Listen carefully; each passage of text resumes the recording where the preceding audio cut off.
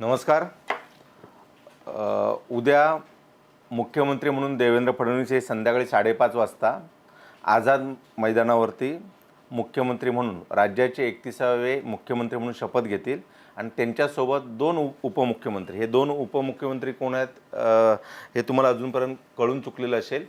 शिंदे यांची जी काय नाराजी होती किंवा शिंदे यांचा समावेश होईल की नाही याबाबतचा सस्पेन्स हा आता दूर झालेला आहे आणि उपमुख्यमंत्री म्हणून एकनाथ शिंदे हे देवेंद्र फडणवीस यांच्या मंत्रिमंडळात असतील. तसेच दुसरे उपमुख्यमंत्री म्हणून अजित पवार हे सुद्धा देवेंद्र फडणवीस यांच्या मंत्रिमंडळात असतील. आपल्याला जी माहिती मिळालेली आहे म्हणजे आता थोड्या वेळापूर्वी देवेंद्र फडणवीस हे वर्षा बंगल्यावरून निघालेले आहेत. काळजीवाहू मुख्यमंत्री असलेले एकनाथ शिंदे आणि ज्यांचं भाजपने विधिमंडळ गटनेतेपदी निवड केलेले देवेंद्र फडणवीस यांच्या दोघांमध्ये सुमारे 45 मिनिटं आज पुन्हा वर्षावर बैठक झाली आणि त्यानंतर आता सागर बंगल्याच्या दिशेने देवेंद्र फडणवीस आणि त्यांच्या गाड्यांचा ताफा निघालेला आहे. आणि मी ज्यावेळी हे लाईव्ह करतो आहे तोपर्यंत 3 म्हणजे एकूण 3 जणांचा शपथविधी होईल असं सांगितलं जात आहे. आता यामध्ये एकनाथ शिंदे यांची जी नाराजी होती की त्यांना गृह मंत्रालय हवं होतं, ते गृह मंत्रालय सोडण्यासाठी भाजप राजी झालेलं नाही आहे. त्यामुळे गृह मंत्रालय सोडून आपल्याला जी माहिती मिळते आहे त्यानुसार एकनाथ शिंदे यांनी आता अर्थ खात्यावर म्हणजे जे अजित पवार यांचं खातं म्हणण्याचं कारण हे आहे की दोन्ही वेळा म्हणजे महाविकास आघाडीमध्ये सुद्धा अर्थमंत्री होते अजित पवार आणि नंतर महायुतीमध्ये सुद्धा अर्थमंत्री अजित पवार होते. त्यामुळे अर्थमंत्री पदावरती एकनाथ शिंदे यांनी दावा केल्यामुळे अजित पवार यांची गोची केलेली आहे.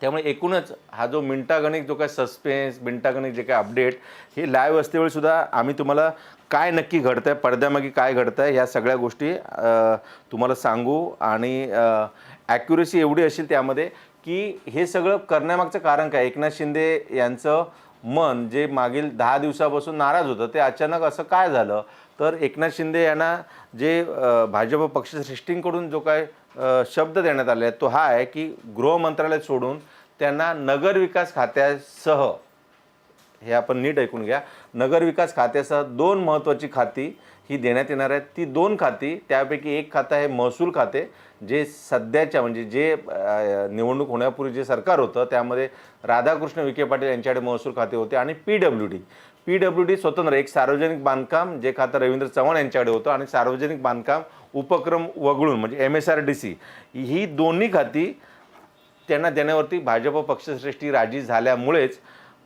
काळजीवाहू मुख्यमंत्री जे उद्या उपमुख्यमंत्री पदाची शपथ घेऊ शकतील.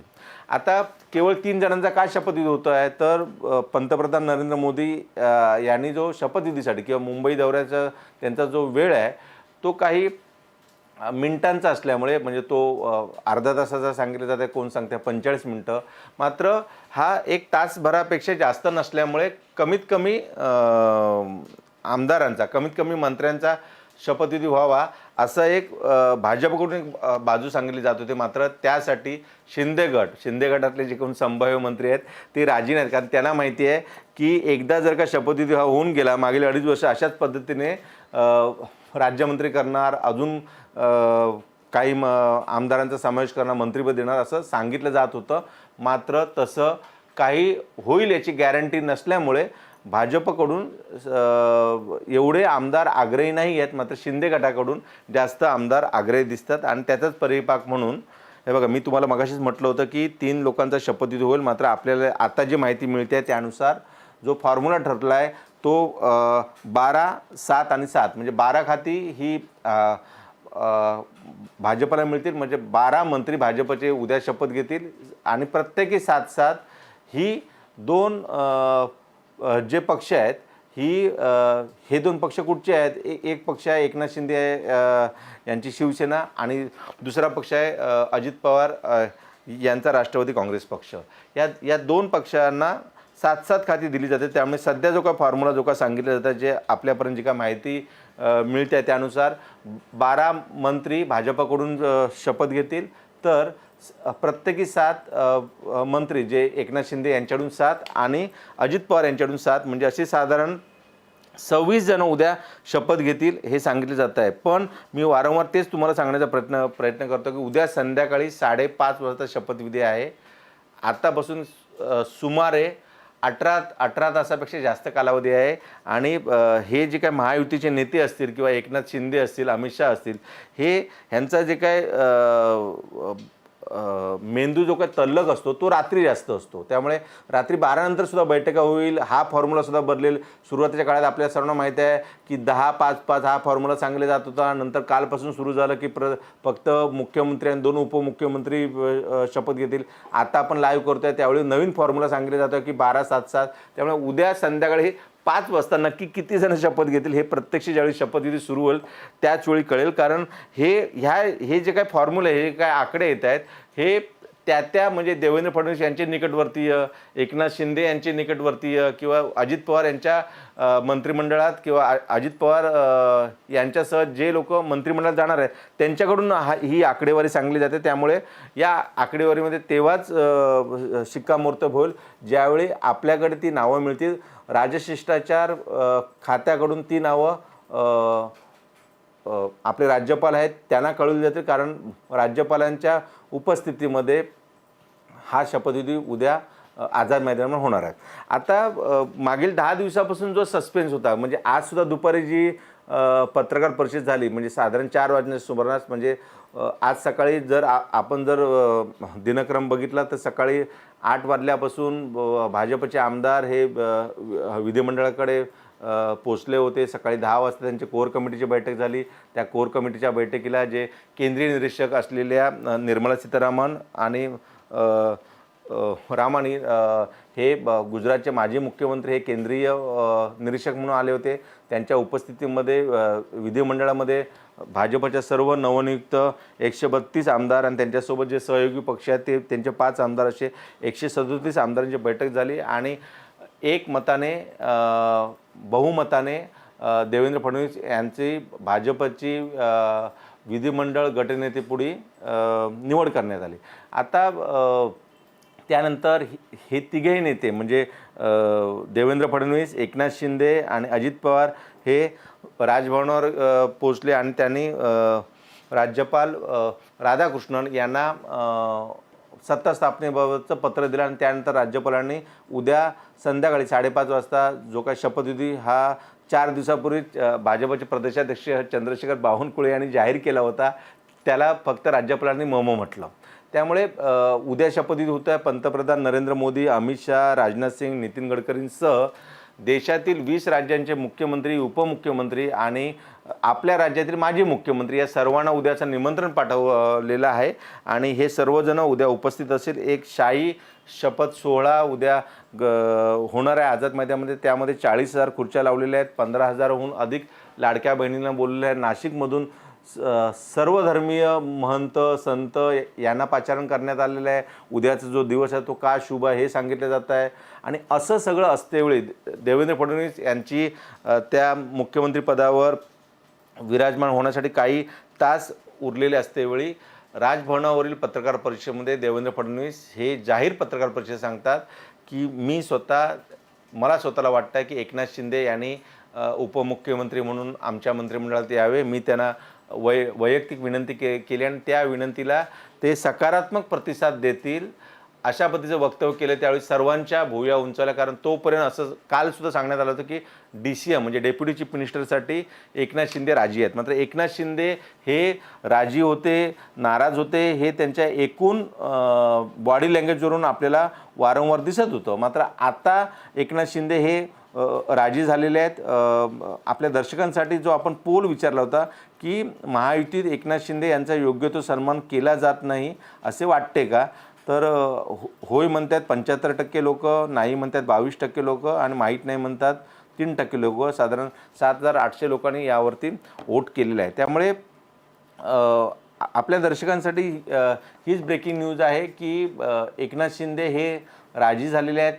त्यांना नगर विकास आणि इतर जी 2 खाते आहेत त्यांनी गृह खात्यावरील आपला जो काय दावा होता किंवा जी काय मागणी होती ती त्यांनी मागणी मागे ठेवली आणि आता त्यांनी अर्थ खात्यासह अजून 2 खात्यांची मागणी केलेली आहे. आता कुठली खाती मिळतात, कारण उद्या ज्यावेळी शपथ घेतात त्यावेळी ते मंत्री म्हणून शपथ घेतात. खाते वाटप हे नंतर केलं जातो. पहिल्या कॅबिनेटमध्ये कुठल्या मंत्र्याला कुठली खाती दिली जातात तो सर्वोच्च अधिकार हा मुख्यमंत्र्यांचा असतो. त्यामुळे उद्या कोणती खाती त्यांना मिळतात हे बघावं लागेल, कारण आपल्याला जी माहिती मिळते आहे त्यानुसार 7, 8 आणि 9 तारखेला मुंबईमध्ये एक विशेष अधिवेशन बोलवलं जाईल आणि त्यामध्ये 288 जे आमदार आहेत त्यांचा शपथविधी होईल आणि त्यानंतर सोमवार म्हणजे 16 डिसेंबरपासून नागपूरमध्ये साधारण 8 दिवसाचं एक हिवाळी अधिवेशन बोलवण्यात आलं आहे आणि त्याच्या अगोदरच या सर्व मंत्र्यांचं खातेवाटप आणि मगाशी ज्यावेळी आपण हे लाईव्ह सुरू केलं त्यावेळी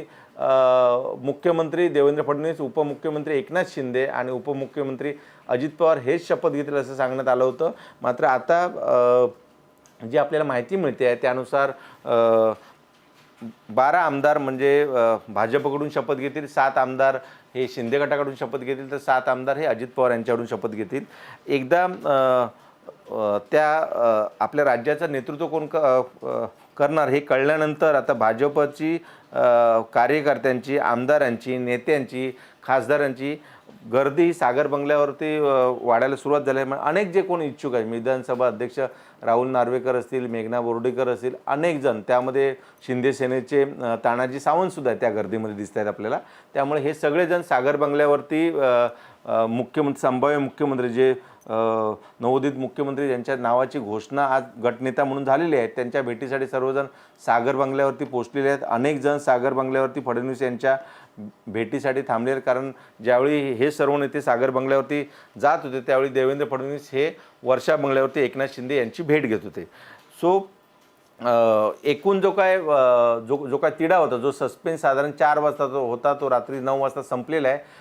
उपमुख्यमंत्री म्हणून एकनाथ शिंदे आणि देवेंद्र फडणवीस यांच्या मंत्रिमंडळात येण्यास राजी झालेले आहेत. ते आता गृह सोडून त्यांनी इतर 2 खात्यावरती मागणी केली आहे, त्यापैकी अर्थ खातं आहे. आता अर्थ खातं सोडण्यास अजित पवार राजी नसल्यामुळे त्याने केवळ मागण्यासाठी मागितलं की खरंच त्यांना अर्थ खातं हवं आहे हे आपल्याला ज्यावेळी खाते वाटप होईल किंवा ऑफिशियल काही गोष्टी सांगण्यात येईल, ऑफिशियली तेव्हा सांगण्यात येईल ज्यावेळी पहिली कॅबिनेट होईल. तोपर्यंत मीडियाला त्यांच्या सोयीने ज्या काही गोष्टी असतील किंवा ज्या सांगायच्या असतील तेवढ्या सांगितल्या जातात. त्यामुळे सध्या तरी असं दिसतं आहे की नगरविकास खाते आणि त्याशिवाय 2 खातं, आता त्यामध्ये महसूल आहे का, PWD आहे की अर्थ आहे हे बघावं लागेल. कारण जर प्रोटोकॉलनुसार एक गोष्ट आपण समजून घेतली पाहिजे, प्रोटोकॉलनुसार मुख्यमंत्री हा सर्वोच्च असतो आणि त्यानंतरचा जर नंबर 2चा कुठला नेता असेल तर प्रोटोकॉलनुसार जर माजी मुख्यमंत्री असेल, आता एकनाथ शिंदे हे माजी मुख्यमंत्री उद्या होते ज्यावेळी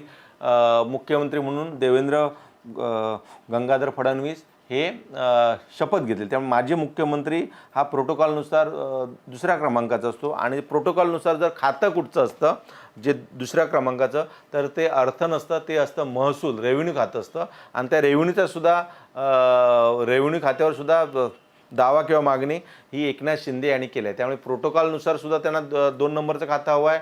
म्हणजे जर अर्थसाठी जर सोडायला तयार नसतील, अजितदादांसुद्धा जर सोडायला नसतील तर ते महसूल मागतायत, नगरविकास मागतायत आणि PWD, दोन्ही PWD, एक म्हणजे सार्वजनिक बांधकाम खाते जे रवींद्र चव्हाण यांच्याकडे होते आणि MSRDC जे दादा भुसेंकडे होते. मला वाटतं की एकनाथ शिंदे यांची जी काय नाराजी, सस्पेन्स ह्या सगळ्या ज्या काही गोष्टी होत्या ते ज्यावेळी आपण बघतो त्यावेळी लक्षात येतं की एकनाथ शिंदे यांनी आपल्या पदरामध्ये खूप काही पाडून घेतलं आहे असं म्हणावं लागेल. कारण एक प्रकारे त्यांनी भाजपच्या पक्षश्रेष्ठींना थोडंसं नमतं घ्यायला भाग पडला, कारण सुरुवातीला असं सांगितलं जात होतं की एकनाथ शिंदे हे नाराज आहेत, एकनाथ शिंदे यांच्या हाताला काही चांगली खाती लागणार नाहीत. मात्र जी आपल्याला माहिती मिळते त्यानुसार नगरविकास खाते मागील 5 वर्षापासून म्हणजे महाविकास आघाडीच्या काळामध्ये 2.5 वर्ष एकनाथ शिंदे यांच्याकडे होते, तसंच महायुतीच्या काळातसुद्धा 2.5 वर्ष हे एकनाथ शिंदे यांच्याकडे होतं. त्यामुळे ते खातं ते स्वतःकडे ठेवत आहेत, ते खातंसुद्धा त्यांना मिळत नव्हतं. सुरुवातीच्या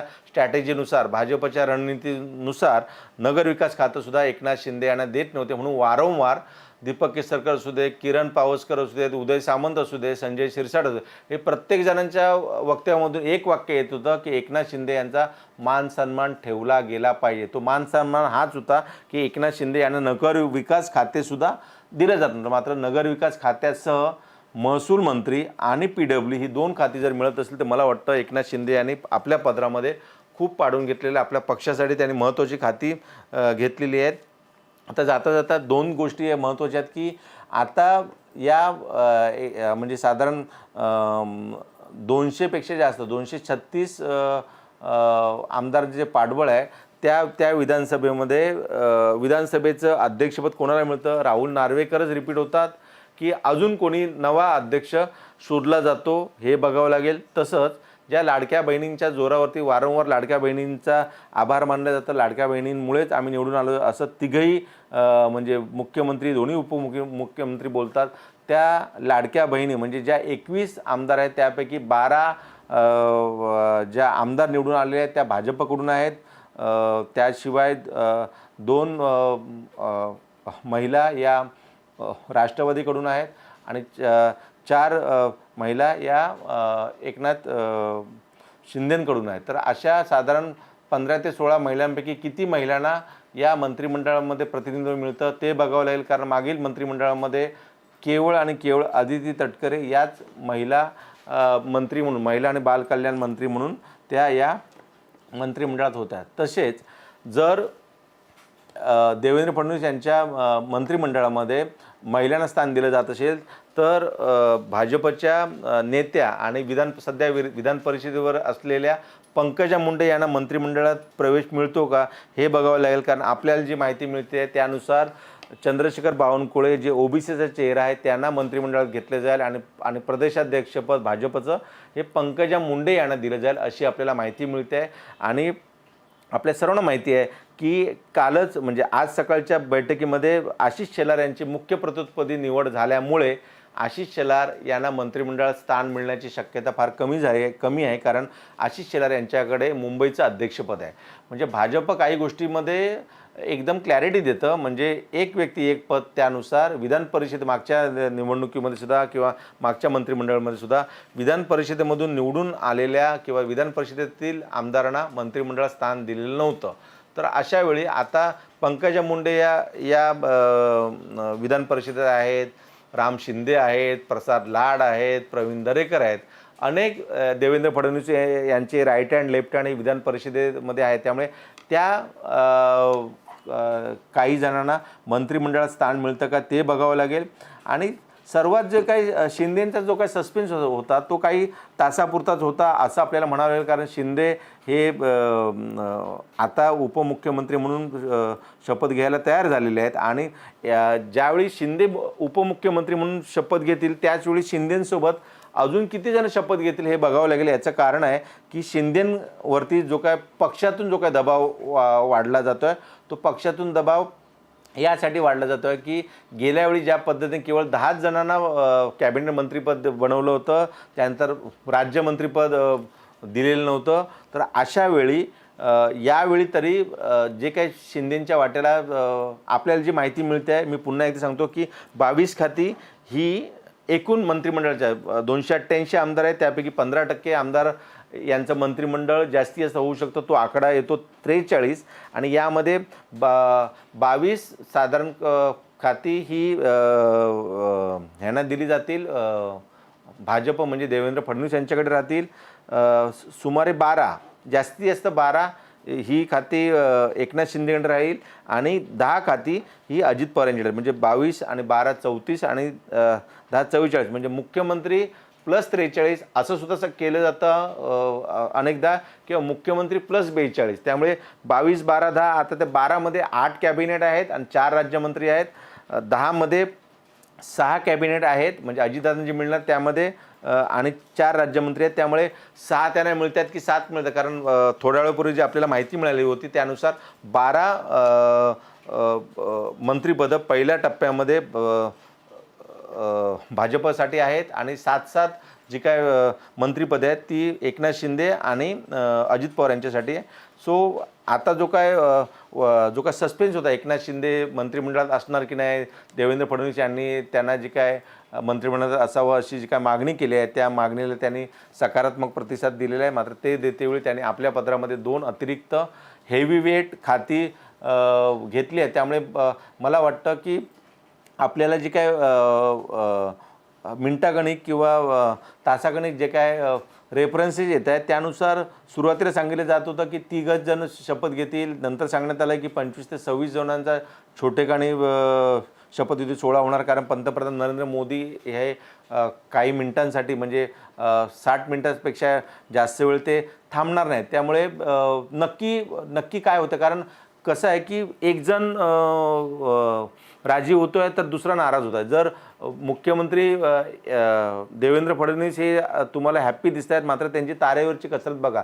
काल ते 45 मिनटं 1 तास हे वर्षा बंगल्यावर गेले होते एकनाथ शिंदे यांच्या मनधरणीसाठी. मनधरणीच म्हणावी लागेल, कारण एवढं स्ट्रॉंग मॅन्डेट असून सुद्धा जर एकनाथ शिंदे जर त्यांच्या मंत्रिमंडळात नसतील तर हा विजय, महायुतीचा विजय म्हणता येणार नाही आणि विरोधकसुद्धा टीका करतील. त्यामुळे त्याने काल ते गेले होते, आज पुन्हा गेले आणि कालच्या बैठकीत ते मुख्यमंत्री एकनाथ शिंदे जे काळजीवाहू मुख्यमंत्री आहे त्यांना ते राजी केलं नव्हतं, मात्र आज त्याने राजी केलं आहे. त्यामुळे होमवरचा जो काय दावा आहे तो एकनाथ शिंदे यांनी सोडलेला दिसतो आहे. अजून अधिकृतरित्या किंवा शिवसेनेच्या कुठल्याही प्रवक्त्याने याबाबतीत अधिकृत दुजोरा दिलेला नाही. ते मात्र भाजपकडून जे सांगितले जाते त्यानुसार एकनाथ शिंदे यांनी गृहवरचा दाबा सोडलेला आहे आणि त्यांनी ज्या काय मागण्या केल्या, मी जसं म्हटलं की त्यांना अर्थ खातं हवं आहे, त्यांना महसूल खातं हवं आहे, त्यांना PWD जे सार्वजनिक बांधकाम खातं आहे ते खातंसुद्धा हवं आहे. आता एकाच वेळी ही महत्त्वाची जी काय हेवी वेट जी काय खाती आहेत ती एकनाथ शिंदे यांना द्यायची का,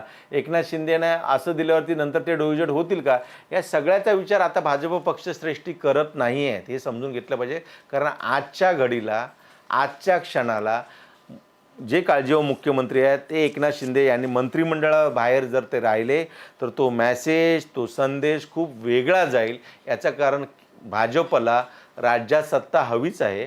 भाजपला केंद्रामध्ये जे एकनाथ शिंदे यांचे 7 खासदार आहेत त्यांचंसुद्धा पाठबळ हवं आहे, कारण आपल्याला सर्वांना माहीत आहे की भाजप स्वबळावरती 240 त्यांचे खासदारांचे आकडा आहे आणि त्यांना 272चा आकडा गाठायचा आहे. दुसरा जो प्रश्न विचारला होता की मुख्यमंत्री देवेंद्र फडणवीस यांच्या मंत्रिमंडळात एकनाथ शिंदे यांनी यावे, ही मागणी शिंदे मान्य करतील का, तर 64% लोकांनी म्हटलं आणि त्याच पद्धतीने आपण सुद्धा माहिती आपल्या या शोमधून सांगितलं की एकनाथ शिंदे हे त्यांच्या मंत्रिमंडळात यायला तयार आहेत.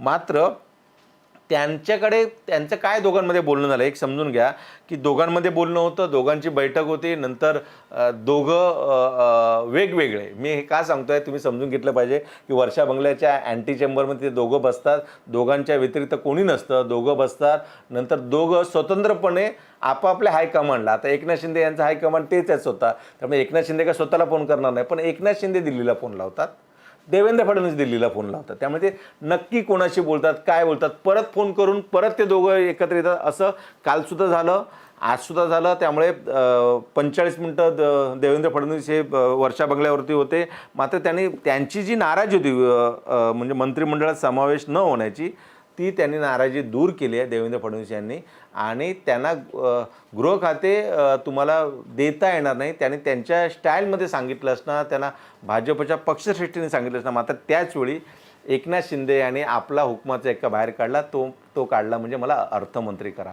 त्यांना माहीत आहे की जी जोडगोळी झालेली आहे, एकनाथ शिंदे यांना क्लिअर कट तुम्ही मागील निवडणूक लागल्यापासून बघा, निवडणुकीचे निकाल येत होते आणि त्यावेळीसुद्धा 2 लाईव्हमध्ये आपण स्वतः आपल्या दर्शकांना सांगितलं होतं की स्वतः देवेंद्र फडणवीस यांनी अजितदादांना फोन केला आणि सांगितलं की दादा आपल्याला प्रोटोकॉलनुसार वर्षा बंगल्यावरती जायला हवं. त्यानुसार देवेंद्र फडणवीस आणि अजितदादा वर्षा बंगल्यावर गेले आणि तिकडेची ती जाहीर पत्रकार परिषद आपण बघितली आहे, एकामेकाला पेढे भरवताना बघितले आहे. मात्र या दोघांची बॉन्डिंग एवढी झाली की त्याच्या 2 दिवसानंतर ज्यावेळी हे दिल्लीला गेले त्यावेळी एकनाथ शिंदे रात्री 10:30ला पोहोचले दिल्लीला, अजितदादा आणि देवेंद्र फडणवीस हे लवकर पोहोचले.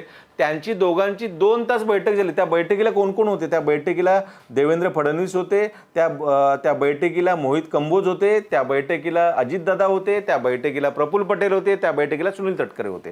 त्यामुळे दिल्लीमध्ये ती खलबतं झाली. 10:30 वाजता एकनाथ शिंदे दिल्लीला पोहोचले. एकनाथ शिंदेंच्या पोचल्यानंतर एकनाथ शिंदे अमित शहा यांची स्वतंत्र बैठक झाली. नंतर एकनाथ शिंदे, JP नड्डा, अमित शहा, अजित पवार, देवेंद्र फडणवीस या सर्वांची एक बैठक झाली. या बैठकीनंतर ज्यावेळी ते महाराष्ट्रात दुसऱ्या दिवशी येऊन पत्रकार परिषद घेतील, सर्व जागा क्लिअर करतील हे ज्यावेळी सांगितलं, त्यानंतर मात्र काल पहिल्यांदा देवेंद्र फडणवीस यांनी डेडलॉक जो होता, जो डेडलॉक निर्माण झाला होता, तो भेदण्यासाठी, तो फोडण्यासाठी स्वतः पुढाकार घेतला. आणि त्यांना माहिती आहे की 2019 साली, मी हे दर्शकांना का सांगतो, 2019 साली असंच झालं होतं की 105 आमदार येऊनसुद्धा देवेंद्र फडणवीस यांचा फोन मातोश्री घेत नव्हते. मातोश्री म्हणजेच उद्धव ठाकरे घेत नव्हते. त्यामुळे 105 आमदार येऊनसुद्धा देवेंद्र फडणवीस यांच्यासाठी मातोश्री नॉट रिचेबल होती. त्यामुळे आता तो जो काय चुकातून जो काय धडा घ्यायचा असतो किंवा चुकातून काहीतरी शिकायचं असतं, तसं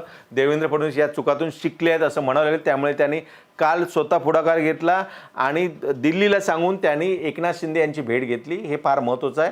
कालपासून जो काय डेडलॉक झाला होता, डायलॉग जो काय बंद होता, त्याला कारण एकनाथ शिंदे यांची प्रकृती ठीक नव्हती, एकनाथ शिंदे नाराज आहेत हे सांगितलं जातं. मात्र तो डेडलॉक जे काय भेदण्याचं, फोडण्याचं काम केलं स्वतः देवेंद्र फडणवीस यांनी केलं. आणि आपण हे आपल्या दर्शकांना सांगितलं पाहिजे की ज्या पद्धतीने एकनाथ शिंदे हे 1 वर्ष तरी मला मुख्यमंत्री ठेवा, स्थानिक स्वराज्य संस्था म्हणजे पुढील 3 ते 4 महिन्यामध्ये महाराष्ट्रातील 27 महापालिका, नगर परिषदा आणि जिल्हा परिषदेच्या बैठका होणार, त्या निवडणुकीपर्यंत तरी मला ठेवा, अशा पद्धतीची मागणी ही एकनाथ शिंदे आणि भाजपचे जे पक्षश्रेष्ठी आहेत, मी पुन्हा वारंवार सांगतो की भाजपचे पक्षश्रेष्ठी म्हणजेच हे तिन्ही नेते, देवेंद्र फडणवीस, एकनाथ शिंदे आणि अजित पवार, हे कुणाशी बोलतात जास्त, कुणाचा सल्ला घेतात, कुणाला माहिती देतात, कुणाला सगळ्या इनपुट देतात, तर ते आहेत अमित शहा, केंद्रीय गृहमंत्री अमित शहा. यांच्याकडे एकनाथ शिंदे यांनी सांगितलं की मला 1 वर्ष तरी ठेवा. आणि सेम टू सेम, शब्द वेगळे असतील, बोलण्याची स्टाईल वेगळी असेल, सेम टू सेम सगळ्या जे काही मागण्या ही देवेंद्र फडणवीस यांनी ठेवल्याची आपल्याला माहिती मिळालेली आहे. की देवेंद्र फडणवीस यांनी सुद्धा सांगितलं की मला 6 महिने का होईना, मला 1 वर्ष का होईना, मला मुख्यमंत्री बनवा. याचं कारण राज्यामध्ये त्यांची वैयक्तिक जी काय हानी झालेली आहे मागील 5 वर्षामध्ये, 5 वर्षात ते मुख्यमंत्री म्हणून त्यांनी, तुम्हाला आठवत असेल सर्वांना, मी पुन्हा येणार अशा पद्धतीने बोलले होते. ते पुन्हा आलेच नाही. पुन्हा आले तर ते उपमुख्यमंत्री म्हणून आले, ते सुद्धा 2.5 वर्षानंतर आले. त्यामुळे त्यांनी कुठेतरी स्वतःची, माझी वैयक्तिक हानी झालेली आहे, पक्षाची हानी झाली आहे, त्यामुळे मला 6 महिन्यासाठी का होईना मला मुख्यमंत्री बनवा, अशा पद्धतीची मागणी त्यांनी सुद्धा त्यांचे पक्षश्रेष्ठी असलेल्या अमित शहा यांच्याकडे ठेवल्याची आपल्याला माहिती आहे. त्यामुळे मला वाटतं दोन्ही बाजूनी हे करण्यावरती, मुख्यमंत्रीपदी राहण्यावरती हे दबाव वाढत होते. मात्र एक समजून घ्या की त्याच वेळी अमित शहा यांनी जे काय, ज्यावेळी एकनाथ शिंदे ज्यावेळी अमित शहा यांना म्हणाले की मला 1 वर्षासाठी तर बनवा, त्यावेळी अमित शहा यांनी असं सांगितलेलं होतं की तुम्ही भाजपच्या अध्यक्षपदाच्या खुर्चीवर आहात असं समजून तुम्ही काय निर्णय घेतला असता त्याबद्दल बोला. त्यावेळी एकनाथ शिंदे निरुत्तर होते, कारण 132 हे मॅन्डेट आहे. हे मॅन्डेट 1980 सालची भाजपची स्थापना आहे. म्हणजे आता 25वं वर्ष, म्हणजे 45 वर्ष होतील. या 45 वर्षामध्ये एवढ्या प्रकारचं क्लिअर कट मॅन्डेट हे भाजपला मिळालं नव्हतं. ते भाजपला मिळण्यामध्ये नक्कीच देवेंद्र फडणवीस यांचा हातभार आहे. नक्कीच आर एस एसने ज्या पद्धतीने ग्राउंडवरती उतरून त्यांच्या कार्यकर्त्यांनी, स्वयंसेवकांनी ज्या पद्धतीने मतदारांना बाहेर काढलं, सर्वाधिक वोटिंग झालं, याला आर एस एससुद्धा कारणीभूत आहे. आणि सरकारने जे काय लोकाभिमुख निर्णय घेतले, म्हणजे मुख्यमंत्री माझी लाडकी बहीण योजना असू देत, बेरोजगार तरुणांना काहीतरी स्टायपेंड देण्याचा विषय असू दे, शिक्षणासाठी भरीव निधी देण्याचा विषय असू दे, आता हे सगळं करतेवेळी राज्यावरती जो बोजा येणार आहे, राज्याची परिस्थिती ही त्यावेळी कोणी बघितली नव्हती.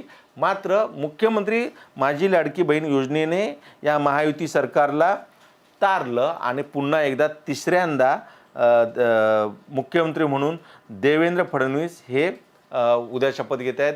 त्या शपथ घेण्यासाठी देवेंद्र फडणवीसांनी प्रसाद मागवलेला आहे देवेंद्र फडणवीसांनी शपथ घेण्यापूर्वी. म्हणजे आता अनेक त्या गोष्टी व्हिडिओ तुम्हाला मिळतील की त्यांनी मध्य प्रदेश मधील जे जे प्रसिद्ध देवस्थान आहे तिकडून त्यांनी प्रसाद मागवलेला आहे. नाशिकमधून संत महात्मा हे उद्या या शपथविधी सोहळ्यासाठी येत आहेत.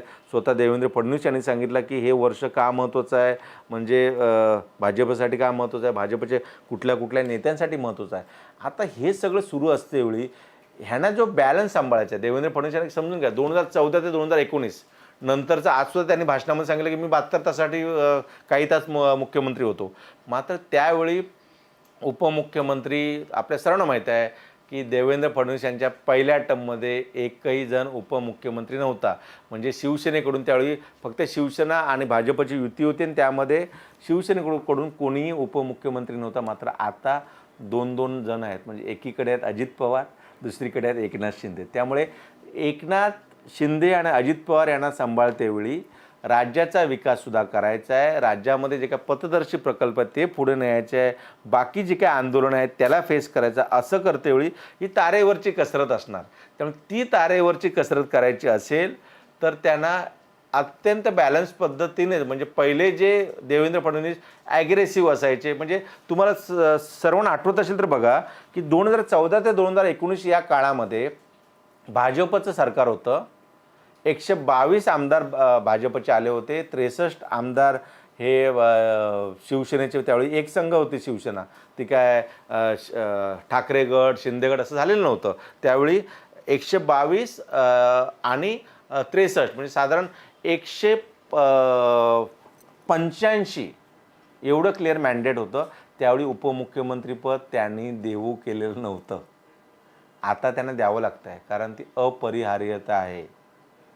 सरकार चालवण्याची ती अपरिहार्यता आहे. त्यामुळे देवेंद्र फडणवीससारख्या चाणक्य नेत्याने, भाजपचे जे चाणक्य आहे दिल्लीत बसले, त्या सर्वांनी त्यांना 2 उपमुख्यमंत्रीपद द्यायला तयारी झाली. आणि आठवा मी जे सांगत होतो 2014 ते 2019 भाजपच्या काळामध्ये किती मंत्र्यांवरती आरोप झाले भाजपच्या. एकनाथ खडसे, आठवतं का ते भोसरीचं MIDC प्रकरण. त्यानंतर पंकजा मुंडे, ज्या कायम म्हणायच्या मी लोकांच्या मनातील मुख्यमंत्री आहे, त्यांचं चिक्की घोटाळासुद्धा आठवा. विनोद तावडे यांचं जे काय बोगस प्रमाणपत्र आठवा. त्यामुळे असे अनेक जण जे देवेंद्र फडणवीस यांना स्पर्धक होते ते आपोआप दूर झाले किंवा त्यांना वेगळ्या पद्धतीने दूर करण्यात आलं. त्यामुळे आता खरी कसोटी देवेंद्र फडणवीस यांची आहे. या दोघांना सोबत घ्यायचं आहे. एक एकनाथ शिंदे, एक अजित पवार. म्हणजे अजित पवार यांचा रेकॉर्ड आहे ना, मला वाटतं 6वी की 7वी वेळ असेल उपमुख्यमंत्री. म्हणजे अजित पवार, म्हणजे जे संजय राऊत म्हणतात की अजित पवार यांना देवानेच त्यांना वरदान दिलेलं आहे, तुम्ही व्हाल तर उपमुख्यमंत्रीच व्हाल, मुख्यमंत्री होणार नाही. त्यामुळे म्हणजे हे कॅज्युअल नोटवरती जरी रिॲक्शन जरी असलं तरी पण उपमुख्यमंत्री प्रत्येक सरकारमध्ये आहेत ना, कोणाचंही सरकार असू देत, अजित पवार तुम्हाला उपमुख्यमंत्री दिसतात. त्यामुळे हे सगळं करतेवेळी एकीकडे एकनाथ शिंदे यांची नाराजी त्यांना दूर करायची आहे, शिवसेनेला सोबत ठेवायचं आहे. आगामी ज्या काही महापालिकेच्या निवडणुका होत आहेत या सगळ्यामध्ये ह्या दोन्ही पक्षांना सोबत नेऊन पुन्हा एकदा मिनी विधानसभा जी बोलली जाते, जी साधारण 27 महापालिकांच्या निवडणूक होणार आहे, त्यामध्ये त्यांना घवघवीत यश मिळवायचं आहे. उद्या जर ते यश नाही मिळालं तर देवेंद्र फडणवीस यांच्यावरती ठपका ठेवला जाईल. त्यामुळेच ह्या सगळ्या गोष्टीला वेळ लागत होता. स्वाभाविक आहे की तिथे जे राज्यपाल बसलेले आहेत त्या ठिकाणी जर कोश्यारी असते, आठवतात का तुम्हाला कोश्यारी सर्वांना? भगतसिंग कोश्यारी होते, आपले राज्यपाल होते, उत्तराखंडचे होते. त्यांनी एवढ्यात राष्ट्रपती राजवट लावून ठेवली असती. यावेळी राष्ट्रपती राजवट लावली नाही, कारण आताचे जे राज्यपाल आहेत राधाकृष्णन हे संघाच्याच मुशीतील तयार झाले आहेत. मात्र ती स्क्रिप्ट तयार आहे ना, क्लिअर मॅन्डेट आहे. कोणी सत्ता स्थापनेचा दावा केलेला नव्हता तरी चंद्रशेखर बावनकुळे जे भाजपचे प्रदेशाध्यक्ष आहेत ते ट्विट करतात आणि त्यानंतर उद्या राज्यपाल शपथविधीची वेळ देतात. म्हणजे मला वाटतं सध्याचे काय राजकारण बदललेलं राजकारण बघताय त्यामध्ये सर्वच आनंदी आनंद आहे. मात्र हा आनंदी आनंद जर अजून आपल्याला टिकवायचा असेल तर पुढील काही तास तुम्हाला अनेक सोशल मीडियावरती किंवा जे काय मेनस्ट्रीम मीडियावरती MyMahanagar.com MyMahanagar लाईव्ह या यूट्यूब चॅनलवरती तुम्हाला लक्ष ठेवून राहावं लागेल, कारण क्षणाक्षणाला अपडेट बदलत आहेत, क्षणाक्षणाला नावं कट होत आहेत. एक समजून घ्या, कालपर्यंत भाजपकडून जी काही 4 नावं शिंदे गटाची वगळा अशी नावं सांगली ती आता जर नावं सांगली तर ते कुणाला खरं वाटणार नाही. त्यामध्ये अब्दुल सत्तार आहेत, त्यामध्ये दीपक केसरकर आहेत, त्यामध्ये तानाजी सावंत आहेत. ही जी नावं आहेत यांना वगळा, यांना घेऊ नका. म्हणजे ज्यांच्यावरती कलंकित, काल किरण पावसकर जे शिंदे सेनेचे प्रवक्ते आहेत त्याने एक बाईट दिला आहे, कलंकित मंत्र्यांना ठेवू नका. कलंकित मंत्र्यांपेक्षा क्लिअर ज्यांचं स्वच्छ प्रतिमा असलेले, भ्रष्टाचारमुक्त असलेल्या मंत्र्यांची नियुक्ती होईल अशी मी आशा करतो. हे का बोललं जात आहे? कारण शिंदे गटावरती जो दबाव होता, म्हणजे त्यामध्ये उदय सामंत आहेत, त्यामध्ये तानाजी सावंत आहेत, दीपक केसरकर आहे, अब्दुल सत्तार आहेत, संजय राठोड आहेत. हे बघा, हे 5 मंत्री आहेत. 10 मंत्र्यांपैकी मी 5 मंत्र्यांची नाव घेत. या 5 मंत्र्यांना घेऊ नका. या 5 मंत्र्यांपैकी आपण अत्यंत जबाबदारीने बोलतोय की हे 5 मंत्रीपैकी जरी ते एकनाथ शिंदे यांच्या शिवसेनेत असले तरी ते मनाने, जर तनाने इकडे असतील तर मनाने देवेंद्र फडणवीस यांच्याकडे आहेत. ते कोण आहेत? उदय सामंत आहेत. ते कोण आहेत? दीपक केसरकर आहेत. ते कोण आहेत? अब्दुल सत्तार आहेत. ते कोण आहेत? तानाजी सावंत आहेत. त्यामुळे कसं आहे की शिवसेनेत आहेत, पण देवेंद्र फडणवीस जे सांगतील ते करतील. कारण आपल्या सर्वांना माहीत आहे, ज्यावेळी देवेंद्र फडणवीस किंवा एकनाथ शिंदे यांच्यासोबत 40 आमदार गेले. एकनाथ शिंदे यांच्यासोबत सुरुवातीला 24 ते 25च आमदार होते. पुढचे जे काही 15 ते 20 आमदार जे पाठवले ते देवेंद्र फडणवीस यांनी पाठवलेले आहेत. हे मी सांगत नाही, हे बच्चू कडूंनी सांगितले आहे. हे मी सांगत नाही, हे देवेंद्र फडणवीस यांनी जाहीरपणे त्याची कबूल दिली आहे. त्यामुळे मला वाटतं की आता एक क्लिअर कट मॅन्डेट जे भाजपला मिळालं आहे त्यानुसार तो चेहरा आहे जो चेहरा राज्याला पुढे नेईल, जो चेहरा एकनाथ शिंदे आणि अजित पवारांना बांधून ठेवेल, जो चेहरा याच्या चेहऱ्यावरती पुढील 3 महिन्यामध्ये होणाऱ्या महापालिकेच्या निवडणूक लढवल्या जातील. त्यामुळे हे एकूण ज्यावेळी जर आपण हे सगळं समीकरण बघितलं तर एक गोष्ट आहे की राजकारणामध्ये कधी कुणी कायमचा मित्र नसतो, कायमचा शत्रू नसतो. म्हणजे एकेकाळी ज्या अजित पवार यांच्या सोबत जाण्यासाठी एकनाथ शिंदे यांनी जाहीरपणे काही गोष्टी बोलल्या होत्या की ते आम्हाला फंड देत नाही, आमच्या आमदारांना फंड देत नाही, त्यामुळे वैतागून आम्ही वारंवार हे गोष्ट मुख्यमंत्री म्हणून उद्धव ठाकरेंना सांगत होतो, मात्र ते ऐकायला तयार नव्हते. त्यामुळे नाराजीतून आम्ही हा पक्ष सोडतो आहे. एक कारण होतं अजित पवार. मात्र तेच अजित पवार पुढील 2.5 वर्षामध्ये एकनाथ शिंदे यांच्यासोबत मांडीला मांडी लावून अर्थखातं सांभाळून, ज्या अर्थखात्यावरून फंड मिळत नाही म्हणून एकनाथ शिंदे बोंबाबोंब करत होते, आरडाओरडा करत होते, त्रागा करत होते, अधूनमधून आपल्या दाढीवर हात फिरवत होते, तेच एकनाथ शिंदे आज पुन्हा अजित पवार यांच्यासोबतच त्याच मंत्रिमंडळात ते मुख्यमंत्री होते. म्हणजे एकनाथ शिंदेच्या मंत्रिमंडळात अजित पवार हे उपमुख्यमंत्री आणि अर्थमंत्री होते. त्यामुळे राजकारणात असं फिक्स काय नसतं. राजकारणामध्ये सगळं टेम्पररी असतं. मात्र त्यावेळी जो मोका असतो त्या मोक्यावरती चौका मारणं फार महत्त्वाचं असतं. कारण महत्त्वाचं हे आहे की सगळ्यात महत्त्वाचं आहे की जर अजित पवार ह्या सर्वाधिक खुश होते. तुम्ही बघितले असेल ती पत्रकार परिषद. अजित पवार काय म्हणाले की एकनाथ शिंदेंचं मला माहीत नाही, ते शनिवारी म्हणजे संध्याकाळी ते शपथविधीला असतील नसतील, पण मी मात्र शपथ घेणार आहे, मी काय थांबणार नाही. हे जे स्पॉन्टिनियस आलेलं, म्हणजे किती उतावेळे झालेले आहेत अजित पवार हे पुन्हा एकदा उपमुख्यमंत्री व्हायला. याचं कारण आहे की सत्ता असेल तर सत्तासोबत सत्य आहे की सत्ता आहे, तर सत्ता महत्त्वाची आहे, सत्य नाही. त्यामुळे त्या सत्तेसोबत जर जायचं असेल तर ते सत्तेत राहिलं पाहिजे. त्यामुळे एकनाथ शिंदे आहेत की नाही मला माहिती नाही, ते म्हणाले संध्याकाळी, म्हणजे उद्या संध्याकाळी. पण मी मात्र शपथ घेतो. हे ज्यावेळी अजितदादासारखे सीझन, मी का म्हणतो आहे सीझन, त्यांचा 6वा टर्म आहे. एकदा ते खासदारसुद्धा राहिलेले आहेत. त्यामुळे 6 ते 7 टर्म राहिलेला नेता ज्यावेळी अशा पद्धतीचं वक्तव्य करतो त्यातून कळतं की सत्तेपेक्षा सत्ता हवी आहे आणि त्या सत्तेच्याच मागे सगळेजण आहेत. म्हणून बघा तानाजी सावंतसुद्धा सागर बंगल्यावरती पोचले आहेत.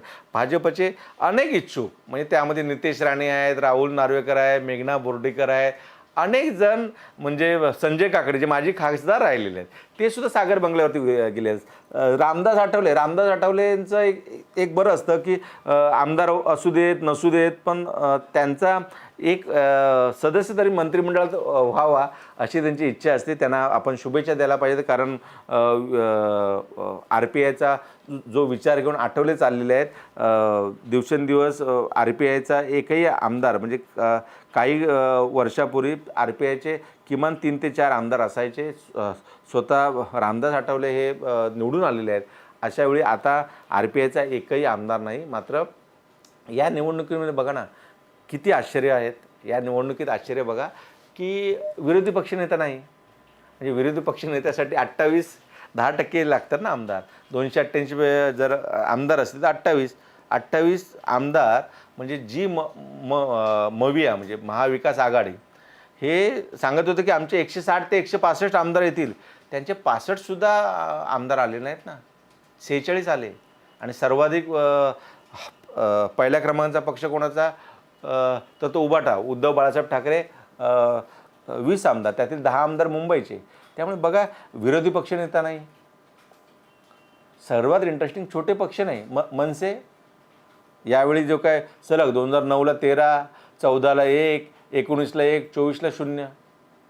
बविया बघा, आठवा 3 महापालिका, 3 विधानसभा निवडणुकीमध्ये 3 त्यांचे आमदार आहेत. पिता पुत्र 2009 पासून एकत्र आहेत. त्याच्या अगोदर हितेंद्र ठाकूर आहेत. हितेंद्र ठाकूर 1990 पासून आहेत. हितेंद्र ठाकूर म्हणजे वसई विरार, पालघर म्हणजे पालघर, वसई विरार म्हणजे एक हाती समीकरण. हितेंद्र ठाकूर, भाई ठाकूर. नंतर त्याने जो पक्ष म्हणजे काँग्रेस, त्यानंतर अपक्षामधून त्याने एकदा निवडणूक लढवली नाही. त्यावेळी विवेक पंडित आमदार झाले. म्हणजे मानकर यांना तिकीट दिली त्यांनी आपल्या पक्षातून. त्या मानकरांचा विवेक पंडित हे त्यावेळी शिवसेनेमध्ये होते. त्यांनी मानकरांचा पराभव केला. पुन्हा मग त्यांनी बहुजन विकास आघाडीची स्थापना केली आणि सलग 2 वेळा ते निवडून आले. आता असं असतं, बविया साफ झाली. तिकडे तुम्हाला आठवतं का बच्चू कडू वारंवार सरकारला, कोणाचे सरकार असू दे, चॅलेंज द्यायचे, ब्लॅकमेल करायचे. ब्लॅकमेल ह्यासाठी, हे नाही केलं तर मी सरकारवरून बाहेर पडेन, आमचा पाठिंबा नाही, हे वारंवार सांगायचे. सगळ्या स्क्रीनवरती ते कायम तुम्हाला दिसायचे. अशा बच्चू कडूंचा जे अपंगांसाठी काम करतात, दिव्यांगांसाठी काम करतात, त्यांचा प्रतिनिधी कोण ह्या विधानसभेत दिसणार नाही तुम्हाला 15व्या. का? कारण त्यांचाही सुपडा साफ झाला. आठवा म्हणजे महादेव जानकर यांच्या पक्षाचा एक जण आला आहे, मात्र तो भाजपला त्यांनी सहयोगी सदस्य करून घेतला आहे.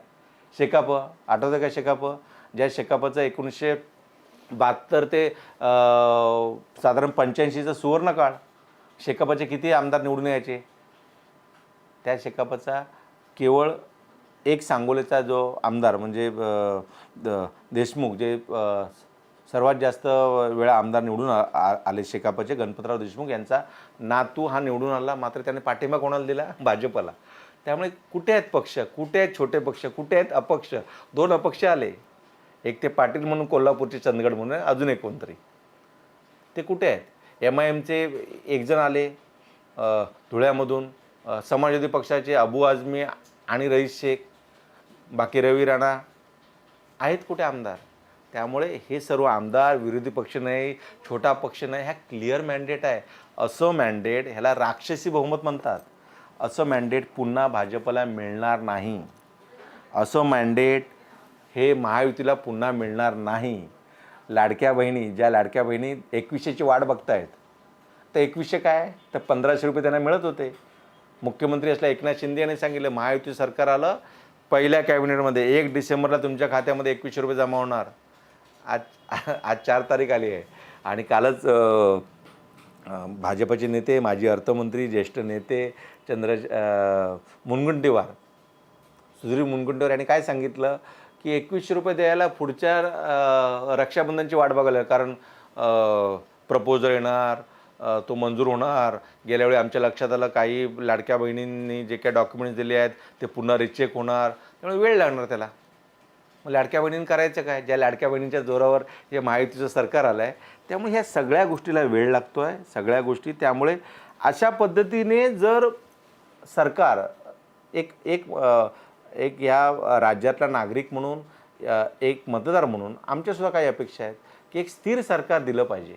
आणि त्या स्थिर सरकार देण्यासाठीच मतदारांनी हे जे छोटे मोठे पक्ष होते, वेळोवेळीला जे काय तुम्हाला धारेवर धर, त्या सर्वांचा सफाया केला.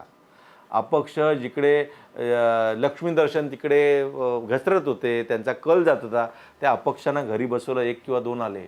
आता क्लिअर मॅन्डेट असतेवेळी देवेंद्र फडणवीस यांच्याकडे हीच अपेक्षा आहे की त्यांनी राज्याला 1 क्रमांकाचं राज्य बनावं. त्यांनी राज्यातून जे काय दुसऱ्या राज्यामध्ये, मी कुठल्या राज्याचं नाव नाही घेणार, पण महाराष्ट्रातून प्रकल्प गेले आहेत, ही वस्तुस्थिती आहे. रोजगार गेला आहेत. इथे ज्या पद्धतीने नोकऱ्या पाहिजेत किंवा बाकी ज्या काही नोकर भरती पाहिजे ती होत नाही आहे, ती व्हायला हवी. एक राज्य सुपलम सपलम जर करायचं असेल तर आपल्याला, मला वाटतं ह्या सगळ्या गोष्टी बारकाईने बघायला लागतील. त्यामुळे हे लाईव्ह संपते मी एवढंच सांगेन की आता पुन्हा सांगितलं जातं आहे की तिघेच जण शपथविधी घेतील, बाकीच्यांचे शपथविधी नंतर नागपूर अधिवेशन 16 तारखेपासून प्रस्तावित आहे. मी प्रस्तावित काय म्हणतो आहे, अजून ऑथेंटिक काय ना, पण 16 तारखेपासून असेल, साधारण एक आठवडा ते जास्तीत जास्त 8 दिवस असेल. त्यामुळे त्याच्या अगोदर शपथविधी होईल 7, 8, 9 म्हणजे 7 डिसेंबर, 8 डिसेंबर आणि 9 डिसेंबर या 3 दिवशी इथे एक विशेष अधिवेशन होणार, ज्यामध्ये 288 आमदारांना शपथ दिली जाईल. हे सगळं सुरू राहील. हे ज्यावेळी लाईव्ह सुरू असतेवेळी देवेंद्र फडणवीस यांच्या सागर बंगल्यावरती खूप गर्दी वाढत चाललेली आहे आणि त्या गर्दीमध्ये इच्छुक आहेत. काही लोकांना वाटतं आहे, म्हणजे शिंदे गटातसुद्धा काही आमदार आहेत ज्यांना वाटतं आहे की देवेंद्र फडणवीस यांनी सांगितलं तर त्यांचं नाव क्लिअर होईल. त्यामुळे सगळे इच्छुक सागर बंगल्यावर त्यांनी गर्दी केलेली आहे. जाता जाता एवढंच की उद्या संध्याकाळी 5:30 वाजता शपथविधी होतो आहे. एकनाथ शिंदे या सरकारमध्ये समावेश होतील की नाही याबद्दलचा सस्पेन्स एकनाथ शिंदे यांनी अधिकृत जरी दूर केलं नसला तरी पण आपल्याला मिळालेल्या माहितीनुसार एकनाथ शिंदे उद्या उपमुख्यमंत्री असतील. एकनाथ शिंदे यांनी गृहवरचा आपला जो काय दावा मागणी होती ती सोडलेली आहे आणि त्यांना अर्थ खातं, नगरविकास खात्यासह अर्थ किंवा महसूल सह PWD असे एक हेवी वेट खाते मागितल्यानं मला वाटतं त्यांच्या ह्या मागण्या मान्य केल्या जातील. पुढील काही तास वाट बघितली पाहिजे. आपण ह्याच्यात जर का अपडेट पुन्हा आली तर आम्ही नक्की पुन्हा एकदा लाईव्हच्या माध्यमातून आपल्याला माहिती द्यायला येऊ. तुम्ही अशाच प्रकारच्या व्हिडिओसाठी माय महानगर लाईव्ह हे आमचं यूट्यूब